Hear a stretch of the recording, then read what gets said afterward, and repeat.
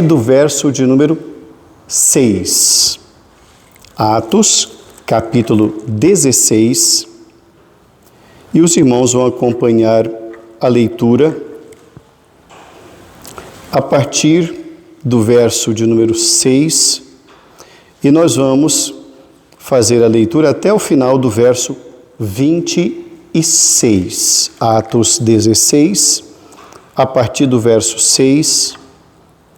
E nós vamos até o verso de número 26. Assentados reverentemente, os irmãos vão acompanhar a leitura da palavra de Deus, que nos diz assim: E percorrendo a região frígio-gálata, tendo sido impedidos pelo Espírito Santo de pregar a palavra na Ásia, defrontando Mísia, tentavam ir para Bitínia, mas o Espírito de Jesus não o permitiu. E, tendo contornado Mísia, desceram a Troade. À noite sobreveio a Paulo uma visão, na qual um varão macedônio estava em pé e lhe rogava, dizendo: Passa a Macedônia e ajuda-nos. Assim que teve a visão, imediatamente procuramos partir para aquele destino, concluindo que Deus nos havia chamado para lhes anunciar o Evangelho. Tendo, pois, navegado de Troade, seguimos em direitura a Samotrácia. No dia seguinte a Neápolis e dali a Filipos, cidade da Macedônia, primeira do distrito, e Colônia. Nesta cidade permanecemos alguns dias. No sábado, saímos da cidade para junto do rio, onde nos pareceu haver um lugar de oração. E, assentando-nos, falamos às mulheres que para ali tinham concorrido. Certa mulher chamada Lídia, da cidade de Tiatira, vendedora de púrpura, temente a Deus, nos escutava. O Senhor lhe abriu o coração para atender às coisas que Paulo dizia. Depois de ser batizada, ela e toda a sua casa nos rogou, dizendo: Se julgais que eu sou fiel ao Senhor, entrai em minha casa e aí ficai. E nos constrangeu a isso. Aconteceu que, indo nós para o lugar de oração, nos saiu ao encontro uma jovem possessa de espírito adivinhador, a qual, adivinhando, dava grande lucro aos seus senhores. Seguindo a Paulo e a nós, clamava dizendo: Estes homens são servos do Deus Altíssimo e vos anunciam o caminho da salvação. Isso se repetia por muitos dias. Então Paulo, já indignado, voltando-se, disse ao Espírito: Em nome de Jesus Cristo eu te mando, retira-te dela. E ele na mesma hora saiu.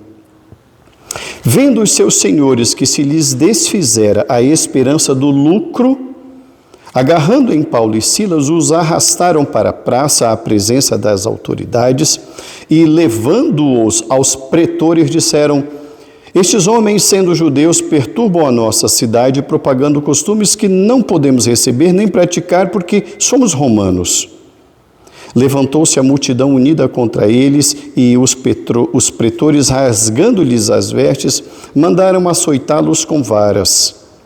E depois de lhes darem muitos açoites, os lançaram no cárcere, ordenando ao carcereiro que os guardasse com toda a segurança. Este, recebendo tal ordem, levou-os para o cárcere interior e lhes prendeu os pés no tronco.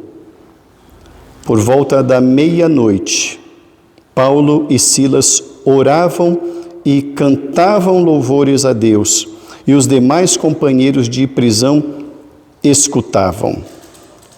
De repente, sobreveio tamanho terremoto que sacudiu os alicerces da prisão.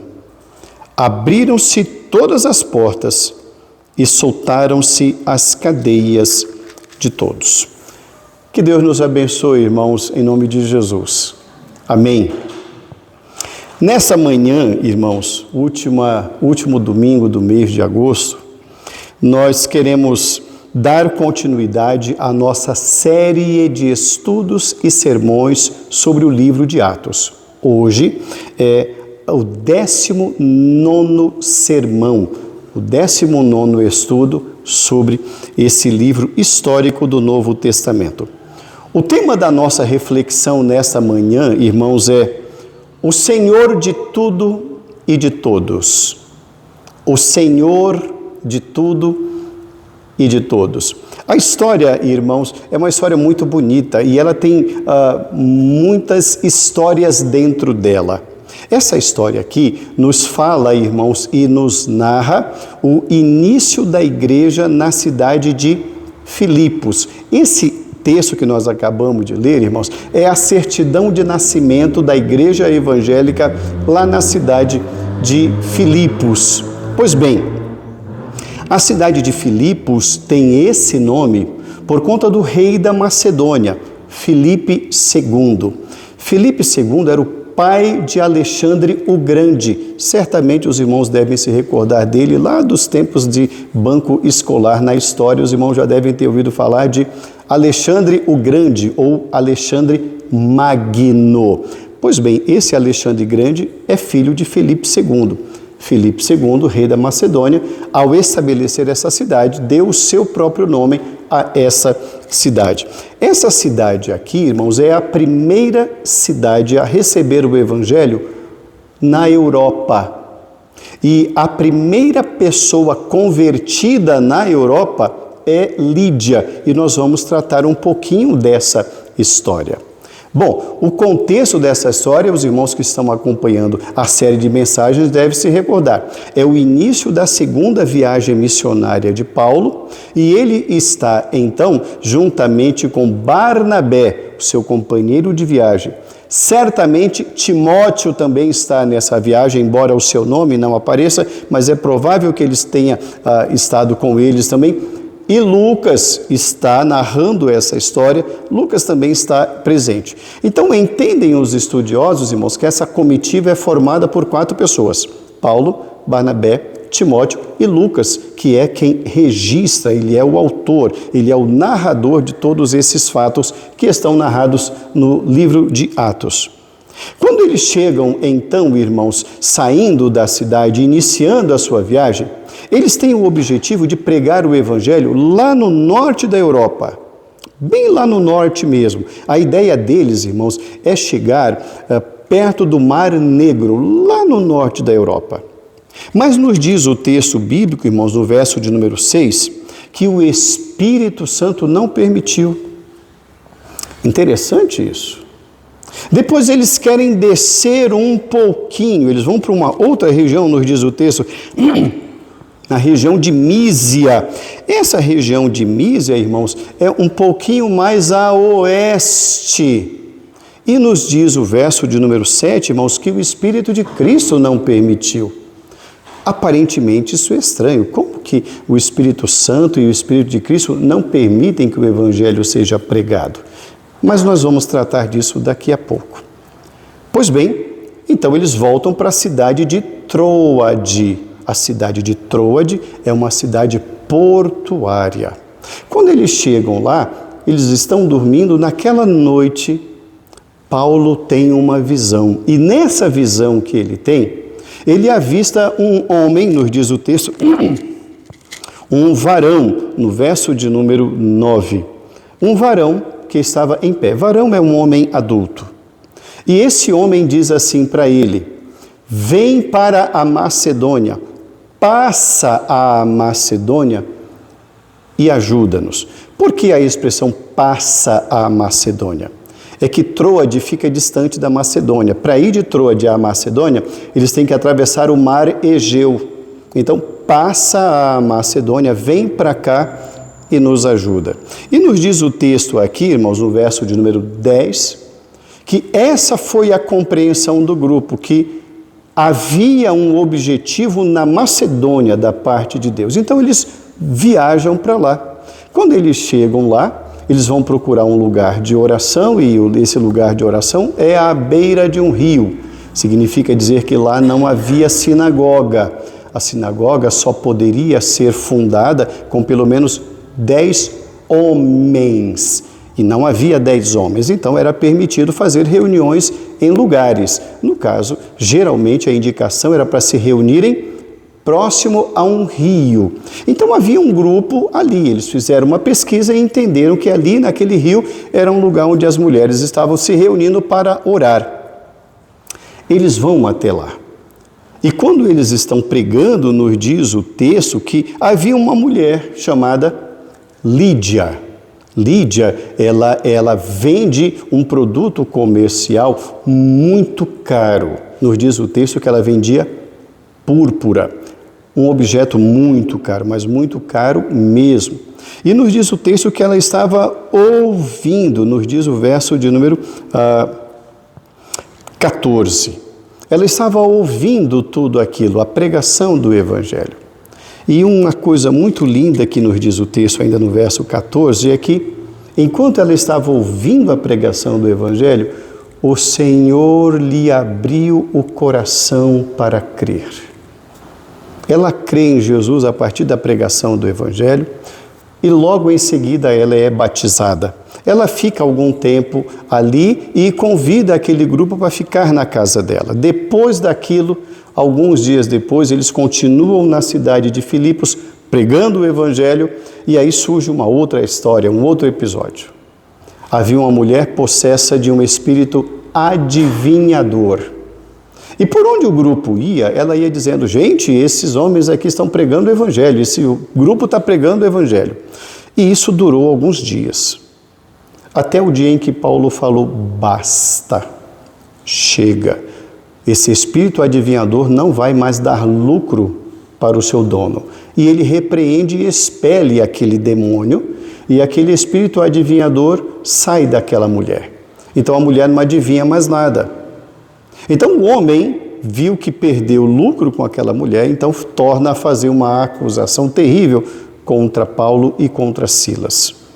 Então a acusação é de que eles estão perturbando a ordem da cidade e mudando os costumes da cidade.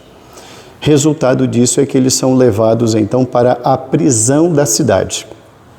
Lá eles são colocados num tronco, amarrado no tronco pelos pés e são açoitados. Em vez de lamentar, em vez de reclamar, em vez de praguejar contra Deus, nos diz o texto que eles passam a orar e louvar a Deus na hora do descanso, meia-noite. Meia-noite é a hora que está todo mundo dormindo.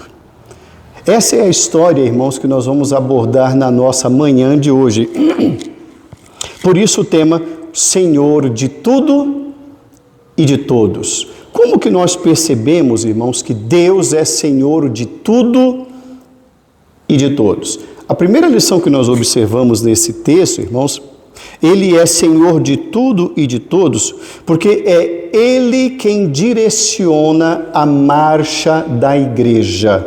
É Deus quem dá destino, é Deus quem direciona a marcha da igreja. Volte o seu olhar para o verso de número 10. O verso de número 10 nos diz, assim que teve a visão, imediatamente procuramos partir para aquele destino, concluindo que Deus nos havia chamado para lhes anunciar o Evangelho. Qual é o contexto desse momento aqui? Os irmãos devem se recordar que alguns minutos atrás eu falei que havia no coração do apóstolo Paulo um desejo muito claro. O desejo de Paulo era evangelizar o norte da Europa, lá próximo do Mar Negro. Ele ia atravessar toda a parte norte da Europa e pregar lá. Mas nos diz o verso de número 6 que o Espírito Santo não permitiu. Então ele muda o destino, ele sai do norte e se dirige ao oeste, na região de Bitínia. Quando chega lá, nos diz o verso de número 7 que o Espírito de Cristo não permitiu. Então, há alguns minutos eu falei, parece estranha essa situação, né? Puxa, mas se eu vou pregar o Evangelho, por que o Senhor não permite? Bom, aí deixa eu dar uma explicada para os irmãos. Os versos 6 e 7, irmãos, apresentam duas expressões. No verso 6, o Espírito Santo não permitiu, e no verso 7, o Espírito de Cristo não permitiu. Vamos explicar isso. Irmãos, nesse caso, o Espírito Santo e o Espírito de Cristo tratam da mesma pessoa. É o Espírito de Deus. Aqui, no caso, é apenas usado pelo autor uma expressão sinônima. Olha como é interessante essa narrativa de Lucas. No verso 6, ele fala o Espírito Santo. No verso 7, ele fala Espírito de Cristo. E no verso 10, ele diz Deus. Observe a figura da Trindade. O Espírito Santo e o Espírito de Cristo são a mesma coisa. Eles entendem, irmãos, que há algo que eles não compreendem. Por isso, em primeiro lugar, irmãos, Ele é o Senhor de tudo e de todos, porque Ele direciona a marcha da igreja. Olha que interessante. Qual é o desejo de Paulo? Pregar o Evangelho. Então, ele destina, vamos ao norte da Europa. E Deus diz, não, agora não é o momento de ir para cá. Ok, então eu vou para o oeste, vou para Bitínia. Não. Aparentemente, irmãos, isso é intrigante, e é intrigante mesmo. Eu fico a imaginar comigo mesmo, como não ficou aquela comitiva quando Paulo já havia dito, olha, vamos rumar ao norte. E de repente Paulo volta, coça a cabeça e fala, gente, tem alguma coisa aqui que não é para a gente ir para lá. Vamos mudar para a esquerda, vamos para o oeste? Vamos, então vamos. E de repente algo o impede, e a Bíblia não é clara em dizer de que maneira houve esse impedimento ou esses impedimentos. A Bíblia não é clara, ela não apresenta respostas, mas há um sentimento daquele que tem o chamado. Quem tem o chamado? O apóstolo Paulo. Ele foi chamado para evangelizar e ele sente que por mais que ele queira ir, algo está ocorrendo, ou algo ocorreu que não está relatado, que ele percebe que não é para ir nem para o norte, nem para o oeste. O que eles fazem? Eles mudam completamente o sentido e voltam para uma cidade portuária, que é a cidade de Troade. Ali em Troade vem a resposta. Vocês vão para um outro lugar que não é nem o norte, nem o oeste. Vocês vão para Macedônia. Deus, irmãos, Ele é quem direciona a marcha da igreja, não é o pastor. Não são os donos, não são grupos, é Deus. O que a gente percebe em Paulo aqui é uma humildade e uma simplicidade de não forçar o que ele quer, mas ser sensível o suficiente para entender que aquela direção não era a correta, que a outra direção também não era a correta. E onde eles vão ter essa resposta? Quando eles saem daquela região. Eles voltam para um outro lugar, eles vão para uma outra cidade, e ali Deus mostra o que eles têm, o que Ele tem para aquele grupo. Irmãos, muitas vezes nós queremos direcionar certas coisas na nossa vida por aquilo que a gente acha, por aquilo que a gente entende, por aquilo que a gente acha ser lógico. E a gente não tem sensibilidade para ver que Deus está dizendo, não vai por aí. E são coisas que Deus vai mostrar para a gente, não vai mostrar para os outros. Porque é com a gente que Ele quer tratar. E a gente, naturalmente, vai buscar um outro caminho. E Deus fala, ainda não é isso que eu tenho para você. Ainda não é isso. O texto prossegue dizendo, irmãos, que eles saíram daquela região e foram para um outro lugar. E nesse outro lugar, Deus falou com eles. Verso 10. Será que não nos falta isso muitas vezes, irmãos? Deixar de insistir em certos caminhos, deixar de insistir ou teimar em certas coisas, por mais lógicas que elas sejam. e nos deixarmos de fato sermos sensíveis àquilo que Deus está mostrando? Será que não é hora de mudar de lugar? Será que não é hora de ir para Troade e deixar Deus falar? Deus, Ele é o Senhor de tudo e de todos, porque é Ele quem direciona a marcha da igreja. Não é o apóstolo Paulo, é Deus. Uma segunda lição que nós aprendemos nesse texto, irmãos, de Deus, o Senhor de tudo e de todos, é que é Deus que é o Senhor de tudo e de todos, porque é Ele quem move os corações. É Deus quem move os corações. Verso de número 14. O verso de número 14 nos diz: certa mulher chamada Lídia, da cidade de Tiatira, vendedora de púrpura, temente a Deus, nos escutava. O Senhor lhe abriu o coração para atender às coisas que Paulo dizia. Vamos retomar aqui a nossa narrativa.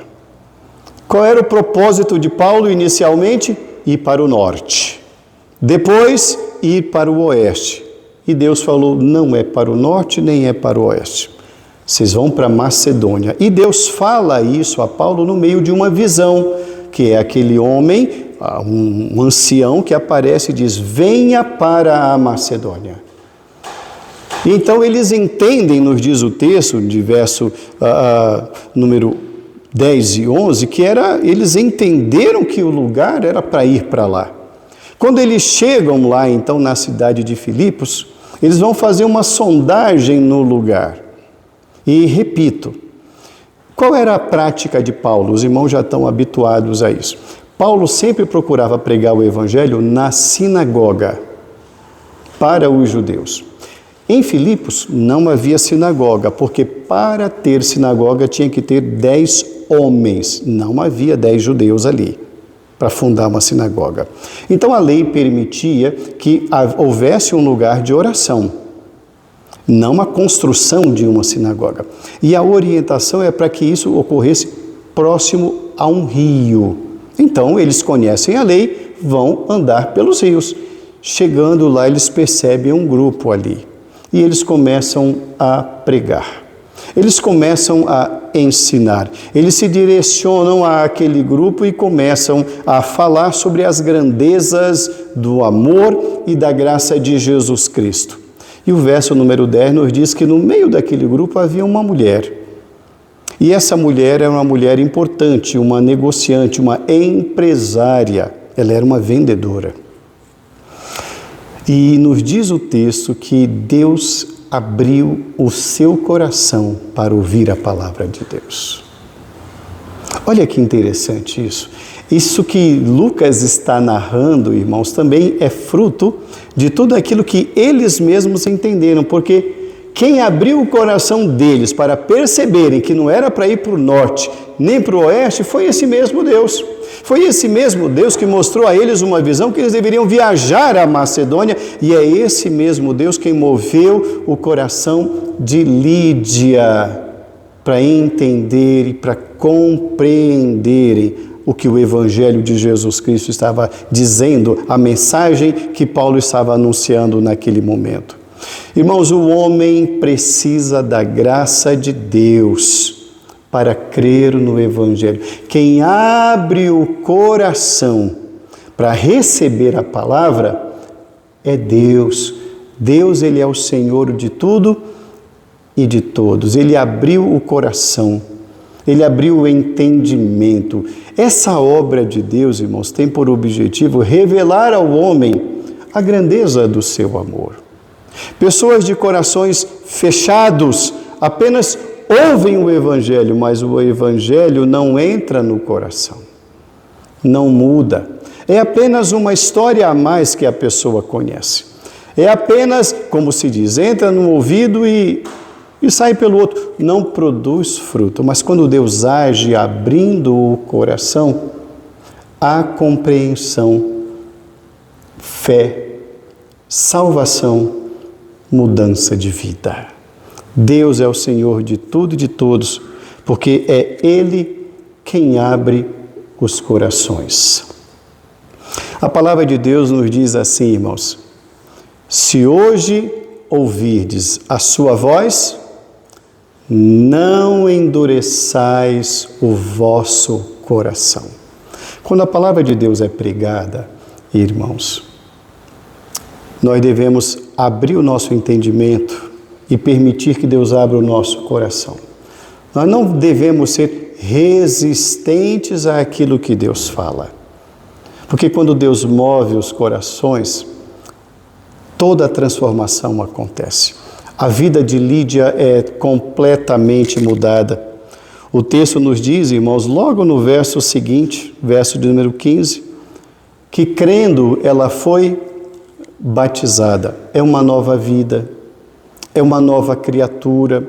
O passado mudou, a compreensão mudou, a vida é outra. E nos diz o texto, irmãos, que ela passa agora a ser uma colaboradora do Evangelho. Como que ela colabora com o Evangelho? O final do verso 15 nos diz que ela abre a sua casa para ser um ponto de apoio para aquela equipe pousar, dormir e se estabelecer. Irmãos, é exatamente isso que acontece quando Deus move corações. Há uma mudança total. Há uma mudança, irmãos, para se apoiar o trabalho evangelístico. Há uma mudança para se compreender a importância de dar apoio àqueles que estão evangelizando e trabalhando como mensageiros da palavra de Deus. É essa maneira que ela tem. Ela é uma vendedora. Ela viaja por várias cidades. Ela é uma mulher autônoma, é uma mulher independente, é uma mulher diferente. É uma empresária que trabalha com um produto caríssimo e ela tem que levar esse produto, ela tem que fazer demonstração desse produto e ela vende bastante. Mas o seu coração, irmãos, se abriu agora para dar apoio àqueles que pregam o Evangelho. Deus, Ele é o Senhor de tudo e de todos, porque é Ele quem move os corações das pessoas. Uma terceira lição que nós aprendemos nesse texto, irmãos, é que Deus, Ele é o Senhor de tudo e de todos, porque é Ele quem nos consola nos nossos sofrimentos. É Deus e somente Deus quem nos consola nos nossos sofrimentos. Volte o seu olhar para os versos 24 e 25. Os versos 24 e 25 nos dizem assim: este, referindo-se ao carcereiro, este, recebendo tal ordem, levou-os para o cárcere interior e lhes prendeu os pés no tronco. Por volta da meia-noite, Paulo e Silas oravam e cantavam louvores a Deus, e os demais companheiros de prisão escutavam. Observe bem aqui, irmãos, o que aconteceu. Quando a casa de Lídia tornou-se o ponto de apoio para a equipe missionária, eles permanecem na cidade e eles fazem saídas diárias evangelizando as diversas áreas da cidade. E aí entra aquele episódio que eu citei no início, da mulher tomada por um espírito de adivinhação. E enquanto ela vai dizendo, olha, esses homens pregam o evangelho, esses homens pregam o evangelho, esses homens pregam o evangelho, que de mal havia nisso? Aparentemente nada de errado. Ela não estava mentindo, não é mesmo? Não estava mentindo. Mas havia um espírito imundo ali por trás. E aquilo nos diz o texto na narrativa de Lucas. Lucas diz que Paulo achou que era hora de dar um basta nisso. Então, nos diz o verso de número 18 que Paulo estava indignado com aquela situação. O que levou Paulo a esse estado de indignação?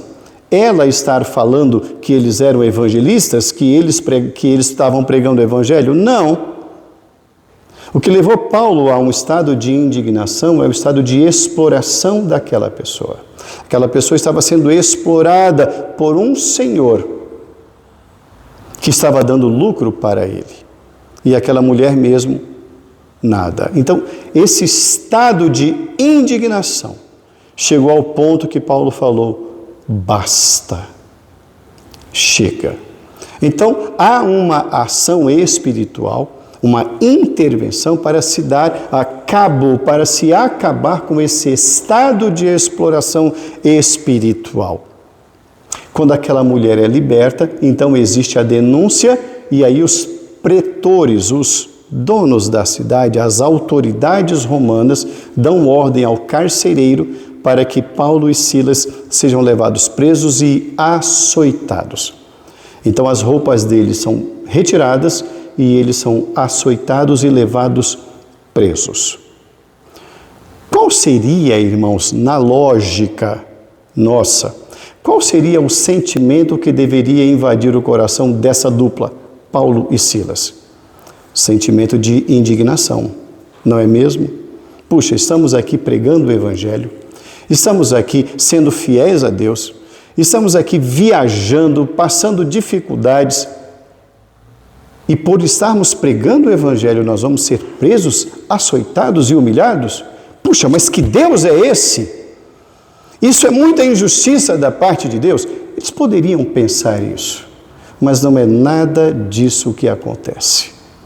Nos diz o texto, no verso de número 25, que mesmo açoitados, injustiçados e aprisionados, eles oram ao Senhor. Eles não abandonam a oração, não abandonam a comunhão. E o texto nos diz que, além de orar, eles estão cantando louvores ao Senhor. Observe muito bem, irmãos, como o sentimento é totalmente diferente. Não há indignação contra Deus, não há uma revolta contra Deus, contra o chamado ou contra as pessoas. A luta não é contra homens, a luta é espiritual. Quem é que leva a eles essa ideia de orar e cantar? É Deus, porque é Deus quem nos envia o consolo, irmãos, quando nós não entendemos as coisas. Nós não devemos deixar de orar quando a situação foge da nossa ideia, foge do nosso controle. Nós não podemos, irmãos, deixar de louvar a Deus por conta das circunstâncias que nos cercam, porque é Deus que nos traz consolo nos nossos momentos de sofrimento. Por isso, Deus é o Senhor de tudo e de todos. Ele cuida da vida da igreja, da missão da igreja. Ele cuida também, irmãos, de abrir corações e de transformar vidas, e Ele também cuida do nosso interior. Olha só que quando aqueles homens estão presos ali no cárcere, Lídia estava esperando eles em casa, a família de Lídia estava esperando eles em casa. Eles não têm condições de levar nenhuma mensagem. Observe como a família também está, a família hospedeira está aflita. Nos diz o texto que tão logo eles saem de lá, nos diz o verso de número 34, é o final da história. No verso de número 34, quando eles saem da prisão, eles vão então à casa de Lídia e conta tudo o que havia ocorrido. E não há palavras de revolta.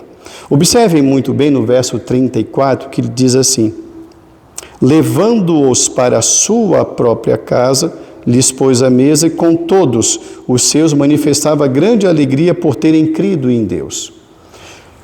Esse ponto aqui, irmãos, é um ponto maravilhoso.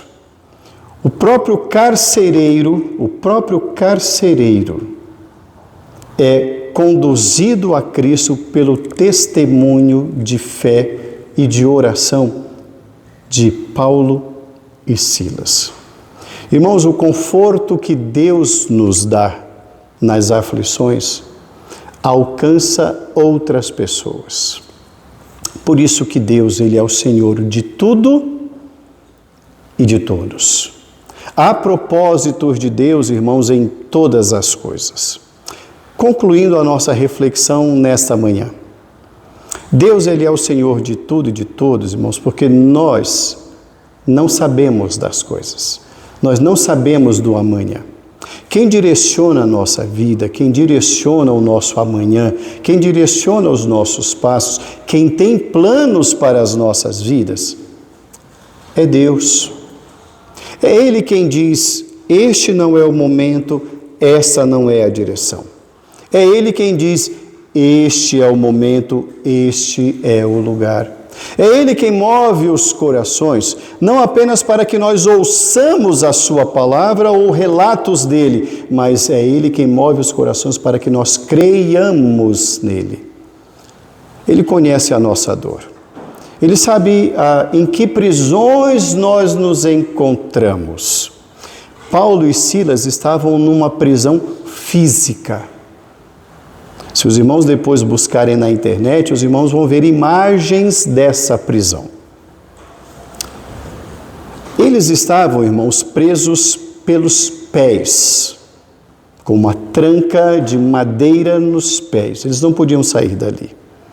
Estavam no subterrâneo, onde geralmente eram as prisões. Eles não tinham condições de sair dali, mas Deus sabia.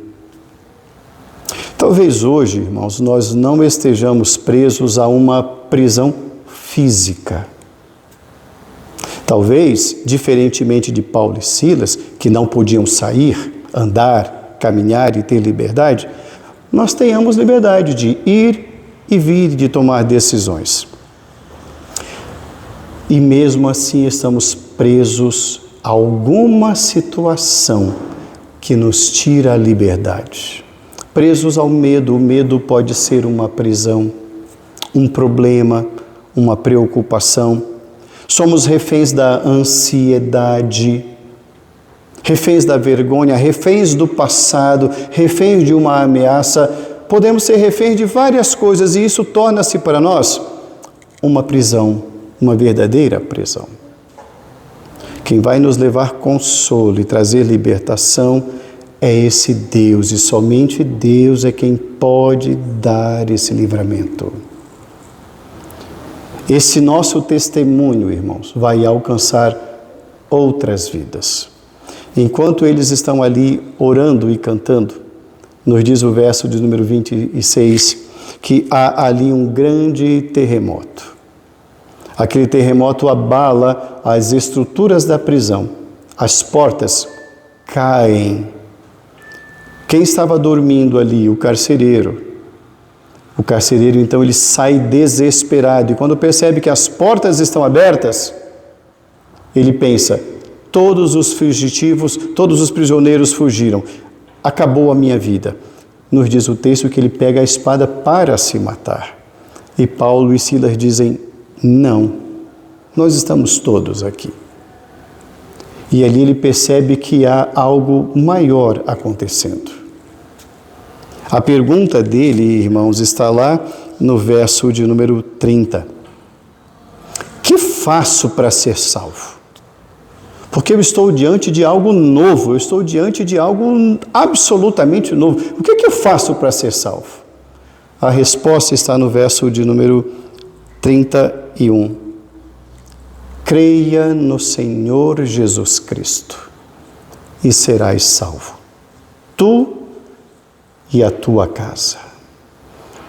Nos diz o texto, irmãos, que naquela mesma hora da noite houve salvação naquele lugar. O carcereiro de Filipos tira aqueles dois homens, leva para a sua casa.